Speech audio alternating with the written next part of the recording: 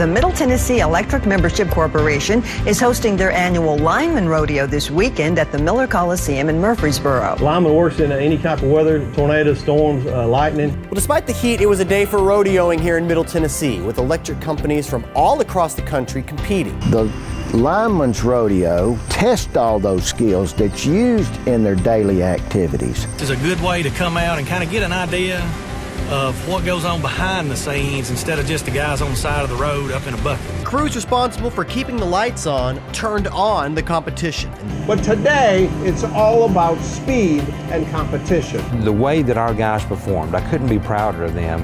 And to know that we took home the overall Journeyman Lineman Trophy and the overall Apprentice Lineman Trophy, that doesn't happen very often. You may not know what a drop-in pinpoint porcelain 25 kV Tide Top insulator is, but the linemen do, and that's what helps get your TV back on. Part of a strong showing for Middle Tennessee Electric, one of 30 teams from all around the state, region, and even as far away as Colorado. So just an incredible performance, speaking to how well they train together, how well they work together.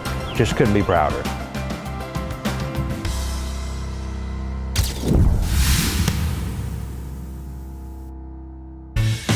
You don't have to be typical to be typical. Whether you're a middle-aged nonconformist or a youthful eco-warrior, you're still typical. No matter what you look like or how you think, everyone who gets power from Middle Tennessee Electric is already a member of our cooperative. All 220,000 of us. Now that's power. Middle Tennessee Electric Membership Corporation. Experience membership. The Experience Membership campaign has a couple of emphasis to it. We want our members to understand that they are members because that means something. It makes a difference.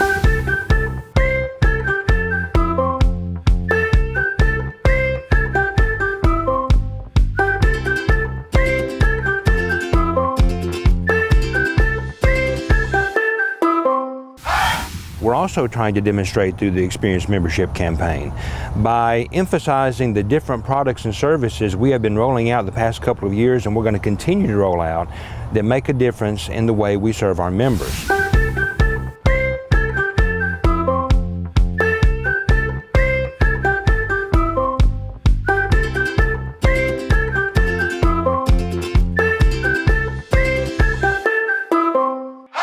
We work for our members, and we want service to be the highest priority that we have in the system. So we want to make their experience as good as we can make it.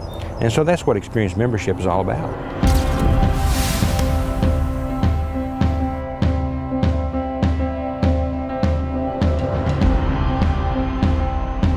So we're sitting in the middle of Franklin Park and we're surrounded by corporate headquarters, companies that are demonstrating innovation in their operations. And I hope our members expect innovation from their cooperative. That's who we want to be. We've been making technology investments the last few years that are paying dividends and making a difference in how we serve them. And one of the great ones is our new app and online portal, where our members can access that app or go online and see details about how they use their power.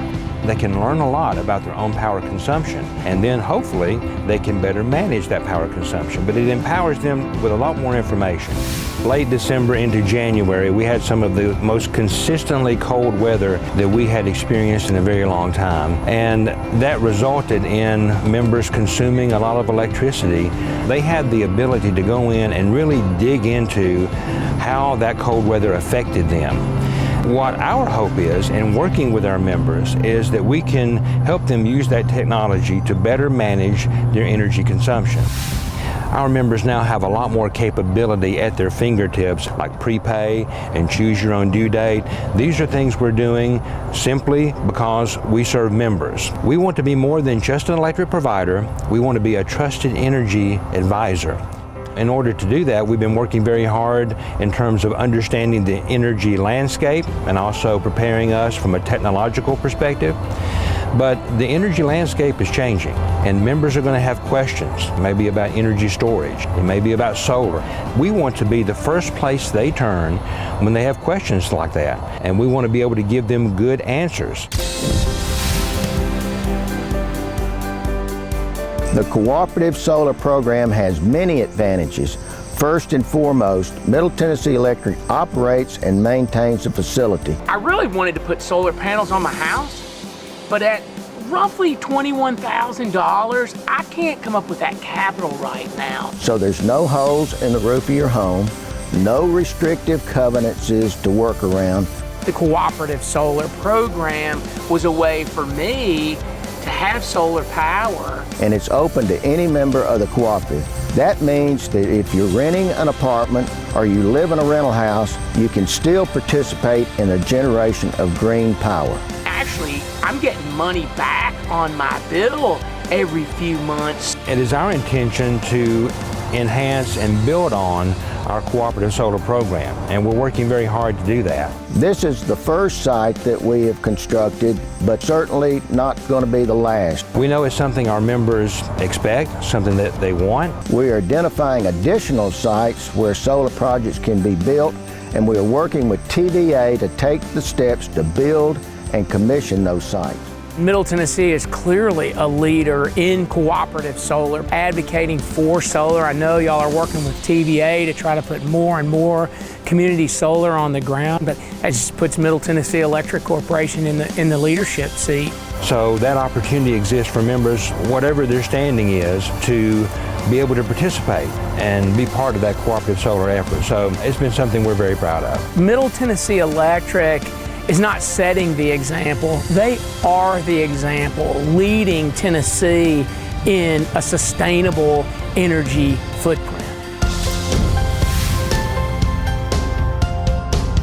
The idea of a true smart grid is what we are aiming toward, to make our reliability world-class. We believe we need fiber infrastructure to be the innovative company we want to be. There is a fundamental need from an electric system perspective for fiber optic networks, and that will allow the different components and particulars of our electric system, our infrastructure, to be able to communicate with each other, for our system to be as robust as possible. We're going to build fiber for electric system purposes anyway. We need that. But the additional component that's added to it is, well, what about broadband? That's a question we're working very, very hard to answer.